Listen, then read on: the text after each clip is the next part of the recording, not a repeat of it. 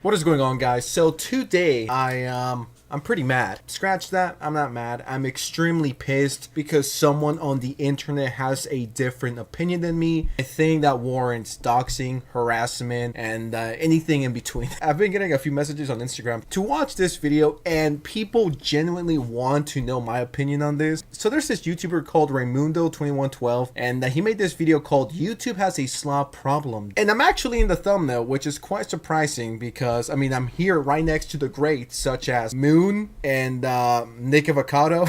Not a lot of people are familiar with what slop means. Easy content. The first time I heard of this term was a few months ago when Pyrocynical started talking about it. What I think of when I hear, oh, that guy makes slop content, is just easy to make content, people that upload every day. I'm quite interested on what this guy has. Just basically like garbage. Garbage content. As to say, I mean, he was cool with me in person. Is he going to turn heel, hit me with the steel chair? We'll see. Very slop. And it doesn't take some galaxy brain genius. Man with 300 million subscribers. He's got a burger business, a chocolate bar company. Yeah, I think we might actually have the first YouTube scholar on our hands here. Commentary slop can best be described as lazy, derivative, low-effort, frequently uploaded content that covers modern events and incidents. Like the old Leafy is here in Pyrocynical videos, these videos often feature video game footage with minimal editing when needed. These sorts of videos are often hard to tell apart from each other, or from the rest, as generally the only unique aspect about them is the voice of the creator, as the actual content is very, very cookie-cutter. Another genre of commentary slop. Yeah, pretty much true. I'm not gonna deny it, yeah. I think I even done some of the stuff myself. I'm trying to like put more editing into my videos to somewhat make it different from like everyone else. Which are often even lazier than the videos mentioned prior. These stream clip videos generally consist of a content creator who has already grown a sizable audience on their main channel, where they put a lot of effort into their content, which has led them to grow a loyal fan base, who will just kind of watch anything that they do. This leads them to live stream on either Twitch or YouTube. Those streams, who are often multiple hours in length, then get chopped up into different segments per topic, given minimal editing, and then shipped out as a fresh new video. Oftentimes these videos are just reaction videos in disguise, as generally the creator kind of just watches the video, pauses the video every 10 seconds, spat out some opinion related to what they're watching, or hell, just go on some completely unrelated rant spurred on by someone donating or a popular message in their chat. Pretty much everyone has done, and like there's a reason behind it. It's not just because we're bored or we're feeling lazy that day, more lazy than usual, if you will. I think it's all about balance. As long as you're not going full Hassan Piker on the main channel, if that's your second, third, or fourth channel, like who cares? It's just extra content for the people that want to watch you, and it's just more money to be made. Like, I personally don't see anything wrong with that. I don't really care. Do I watch it? No, not really. I'm not watching an hour-long video of someone else reacting to another video. But there's people out there who want to see the content for multiple reasons. And as a content creator, it's like, well, yeah, why not do it? The main channel is killing it. The second one is doing great. Let's just do a third one and let's make money that way. But it just comes to supply and demand. Like, if people want to watch that, give them more of the content they see. The YouTube ecosystem is a pretty interesting thing. I do think commentary channels, or slob channels, if you will, I do think they're important in the Bro, I'm pretty much, there is way much worse on fucking YouTube than slob commentary. So that's why I don't really care that much if someone actually does it. YouTube ecosystem, because a lot of the times when there's controversy going down, whether that's someone scamming people or being a horrible person or being a creep, a predator, whatever it is, the reason why they get the backlash in the first place is because of guys like Critical, people like, you know, the big commentary guys, if you will, that call out these people, and that causes people to be aware of the situation, and then they get major pushback. I do think commentary channels are important, once again, in the YouTube ecosystem. And the first example that pops to mind is the Critical video when EDP got caught. That got 12-13 million views. The original one, sure, it could have been big before it got taken down, 500,000 views, or 1 million views in just a few days. But with bigger YouTubers talking about the situation, it makes more people aware. I mean, that's how I became aware of it. With that said, I do think there's some commentary YouTubers, and I know this is going to sound so fucking hypocritical and ironic of me, but with commentary, there's just so many subgenres. Like, there's the daily guys, there's the people that upload 2-3 times per week. If you only care about brain rot content, there's something for you over there. To be almost impossible to watch, as they're so long and, well, pointless. I actually have an exact example that I'd like to use. On June 25th, 2024, I released a video about the word unalive and the absurdity of self-censorship. Really quickly, I do agree with him on this. Commentary videos about Jack Dorothy crashing should not be 20 minutes long. Who is watching that? In my opinion, that is top tier slob. You can legitimately watch like 1.5 episodes of Baby Reindeer, or you can listen to a full 30 to 35 minute album. Some YouTubers and their runtime, it's just ridiculous. The reason why it's so long, it's because they put more ads and they make more money. And hold up, actually, this is a perfect example. So to my right, I have the KSI situation just doesn't end, and it's 21 minutes long. I don't hate Pyro. I actually watch him from time to time. I don't have any issues with the guy. But the Launchley situation is not 21 minutes worthy. I mean, he's just trying to get the bag, which it's unnecessary to make it 20. But you do you, I guess. I try to make my shit like short as possible, like straight to the point. Yes, I know it will affect me negatively with the money if I made one, because I don't make a cent out of this. But yeah, I try to maybe like bring like 2 or 3 stories together and like make like a somewhat bigger video out of it, covering like different topics. You know, something like scares-ish, something like that. Doubt the average person. I mean, I did it once, and that did pretty well. I should probably do it again. Start doing like those type of content instead. You know, like compiling different stories of shit that happened. Videos overall are getting way too long. There's no reason for your average everyday commentary guy to be making 20-30 minute videos on the daily. And some drama is that 20 or 30 or 40 minutes worthy. Like, there's quite a few creators on here that I like and I want to watch their content. When I see that it's 20 minutes long and it's about the stupidest drama possible, I'm pretty sure like TikTok just fucking killed my attention span. I can't even watch like a video like doesn't get to the point instantly. But that's mostly TikTok's fault, I swear. But yeah, it's unnecessarily making it long. It's just fucking annoying. And then you just end up clicking off and forgetting about it. it's just like, what are we doing here? I want to watch it. It looks interesting, but I'm not watching a 25-minute video about KSI or Logan Paul. I'm just not, okay? Especially if it's daily commentary. No, absolutely not. June 25th, 2024, I released a video about the word unalive and the absurdity of self-censorship. Since negativity thrives on this platform, the video did really, really well, and was seen by tons and tons of YouTubers, including the one and only Pyrocynical. For those unfamiliar, Pyro is a YouTuber who's been actively making videos for a long time, with him originally making Leafy is Here gameplay commentary style videos, but eventually switched to a more varied content style.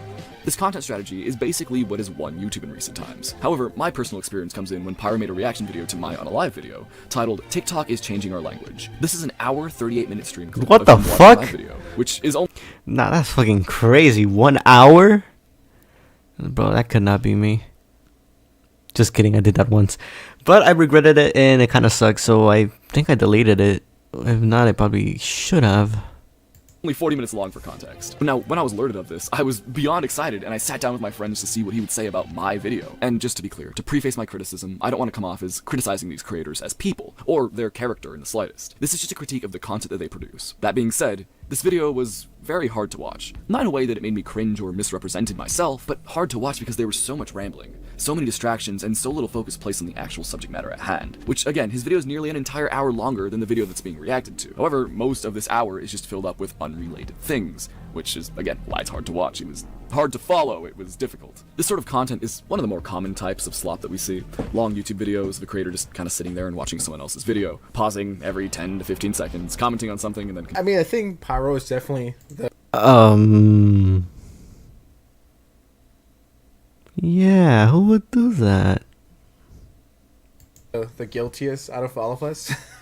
I'm not gonna pretend I'm innocent on this one. Like, I've definitely had my reaction moments. I really don't have a problem with that personally, as long as you provide your own commentary. Same, I don't really have a problem with that either. I mean, if you have like enough like info and like basically transform the content, then I don't really care. Or I guess, let's say like you take a video of mine, or like someone takes a video of mine, reacts to it. If they could add to it, basically, I don't know, like making it more interesting. Basically, on completely different video of mine, but still reacting to it, then I don't mind. So I don't really mind when other people do that shit. They take someone else's video but end up transforming it, and not just saying like talking like a few sentences here and there, but like absolutely like start yapping about the content. Not unnecessary yapping, you know, that shit gets boring, but like talk about the video itself. As long as you're not going full Hassan Pie, you're being like, yeah, this is pretty awesome.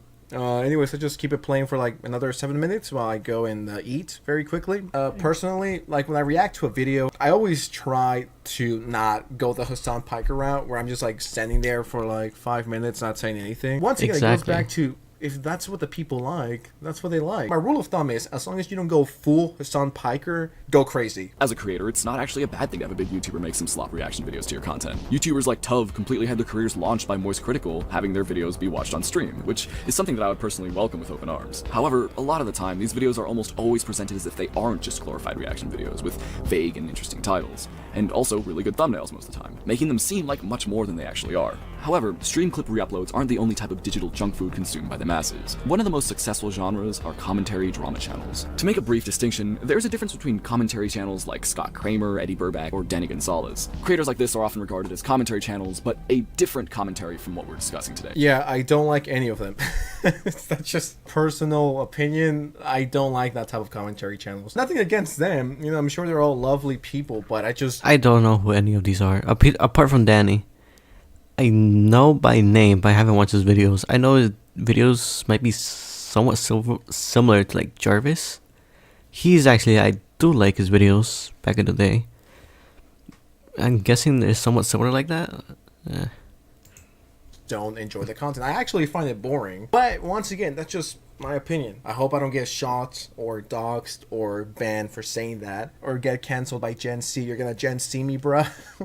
Once again, nothing personal. It's just not content that I personally care about, nor do the topics interest me. But I know they're all massive YouTubers, well respected if you will. Drama commentary channels often upload on a near daily basis, covering the topical news and online culture.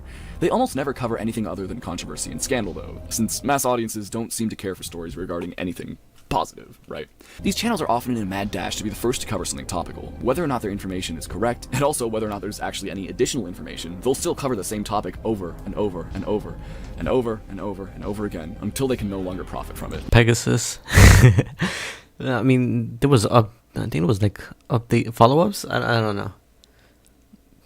He made like what, 5+ videos about Mr. Beast? Leaving them to switch up to fucking the most hot crazy. These channels All come like in all 1 shapes and million. sizes, with legacy YouTubers like Moist Critical and some ordinary gamers being at the top of the quality food chain. Beneath them, creators from the 2020s baby boom reign supreme, often being young men with a pretty deep understanding of current internet culture. These videos are often minimally edited, with video game gameplay serving as the majority of their visuals, with it sometimes switching to footage critical to the narrative, or the creator's avatar or profile picture. Oftentimes, these videos follow a very, very loose script, and in some cases, no script at all, with the creator just kind of recapping someone else's video on the topic at hand, while giving it sparse personal opinions and commentary. Oftentimes, these personal opinions shared by the creators are the most safe, middle-of-the-road opinions that one could have, as to not piss too many people off. As of the time of writing this, the hot news for the past 2 months has been on Mr. Beast and the many allegations thrown initially. Are you kidding me, Raymundo2112? I made like 2 or 3 Mr. Beast videos, and the comment section was cooking me alive. There's a lot of things. Did I make one? I made one. I'm pretty sure, but only it was just one. I don't think I got any backlash at all. You can criticize me for. I mean, people watched it, but I don't think I got any bad comments.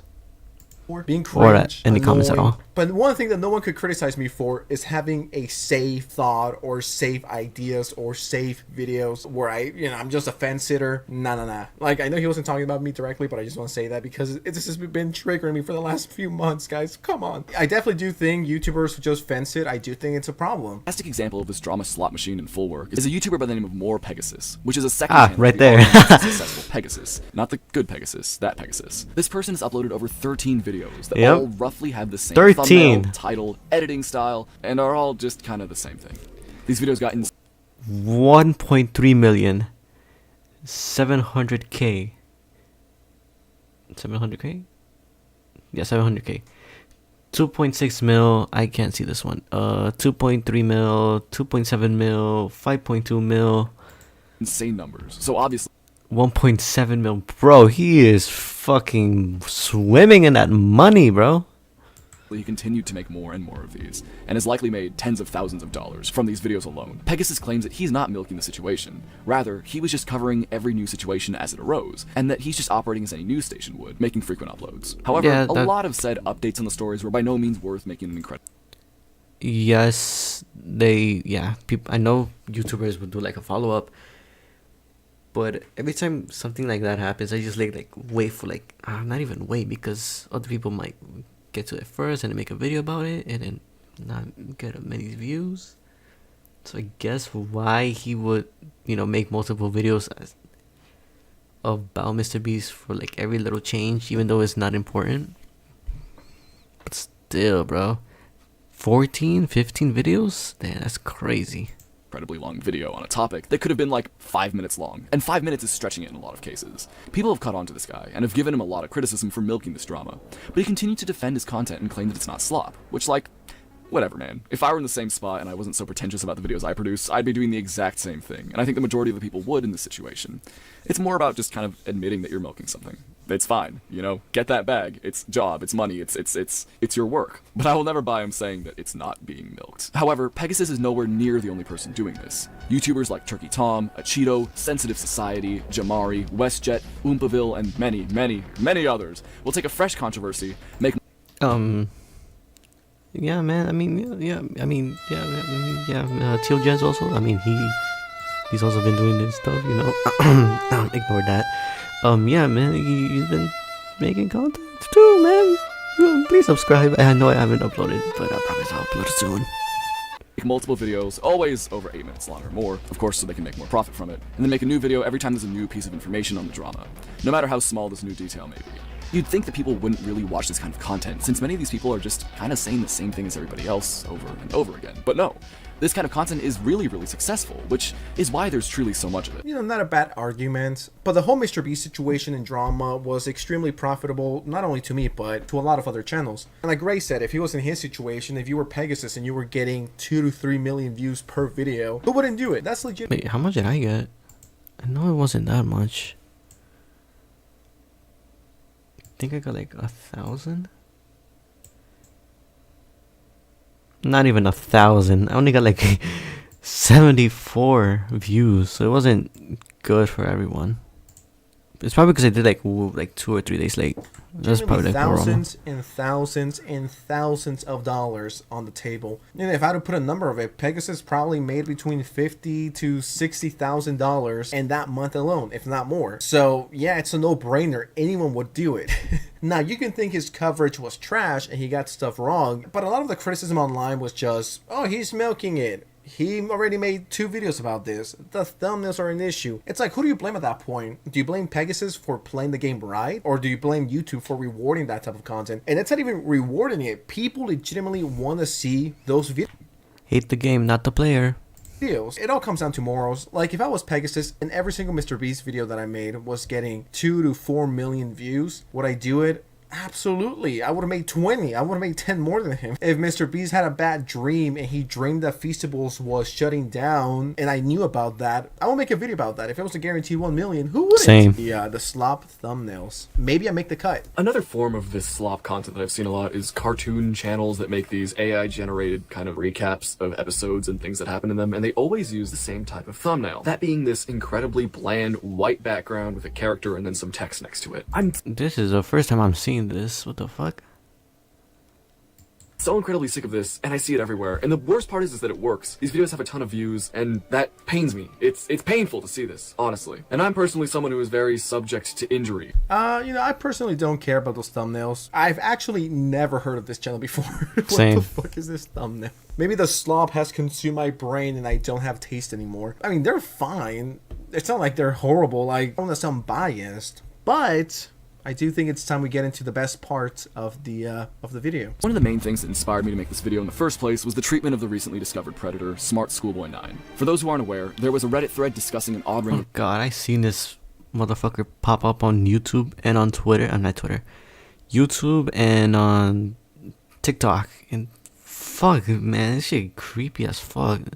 Like, looking at his face, I mean, no, I don't try to like it's fucking, it creeps me out for some reason. I don't know, it just sends chills on my spine, especially like his house like boarded up too with fucking wood and shit, like all the windows. It's super fucking sketchy.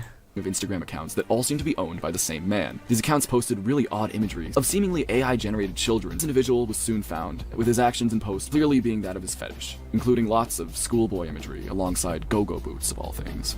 This man's actions became more and more disturbing as people learned that he's actually tried to reach out to children and God, bro, just looking at this shit creeps me the fuck out, bro. I don't know what it's probably like the camera or just his look. Something just creeps me out, bro. It's like, fuck. It's like what you call, nightmare fuel. Something about it's just fucking. Ugh. and spends time around playgrounds. And the story was picked up by more and more people, and eventually the commentary community got a hold of it and started making videos on the topic. Now before I continue, I just want to make my point clear, since this is going to be following my opinion. When it comes to a predator like Smart Schoolboy 9, I don't think it's particularly a good idea for people to talk about him so willy-nilly, like he's just some other piece of internet drama.